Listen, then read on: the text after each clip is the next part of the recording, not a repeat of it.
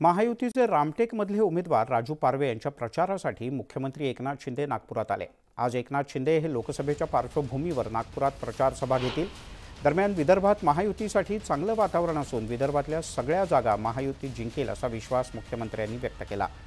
येत्या 2 ते 3 दिवसात दुसऱ्या टप्प्यातल्या उमेदवारांची यादी जाहीर होईल असंही त्यांनी म्हटलं। प्रचार सभेला सुरुवात करण्याआधीच मुख्यमंत्र्यांनी उद्धव ठाकरे यांच्यासह काँग्रेसला सणसणीत टोला हाणला। जागा वाटपाचा फॉर्म्युला कधीपर्यंत येणार आहे सर? सेकंड टप्प्याचा आजचा शेवटचा दिवस आहे।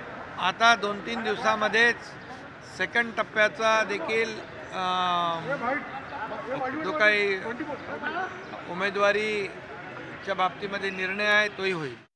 विदर्भात महायुतीचं अतिशय चांगलं वातावरण आहे। मी रामटेकचा उमेदवारी अर्ज भरायला देखील गेलो होतो। गडकरी साहेबांचा उमेदवारी अर्ज भरायला देखील आम्ही गेलो होतो। अतिशय उत्स्फूर्त असा प्रतिसाद या विदर्भामध्ये महायुतीला मिळतोय आणि विदर्भातल्या सर्वच्या सर्व जागा महायुती जिंकेल अशा प्रकारचं वातावरण आणि अशा प्रकारची या भागातल्या जनतेने मोदीजींना गॅरंटी दिलेली आहे।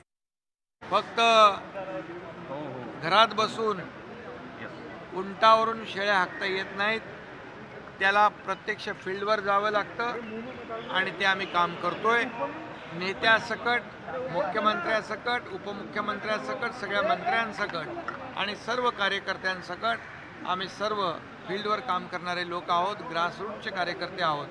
त्यामुळे आम्ही महायुतीला आज त्यांनी दुसऱ्याच्या घरात डोकावून पाहण्यापेक्षा स्वतःचं काय जळते ते पाहावं आणि आज जे काय त्यांचं 3 महाविकास आघाडी 3 तिघाडाने काम बिघाडा अशा प्रकारची परिस्थिती निर्माण झालेली आहे। 2 प्रादेशिक पक्ष दोन त्यांच्याकडे अजेंडा पण नाही झेंडा पण नाही अशा लोकांनी नॅशनल पार्टीची काय परिस्थिती केली आहे ती नॅशनल पार्टीची काँग्रेस आहे, त्यांनी विचार करा।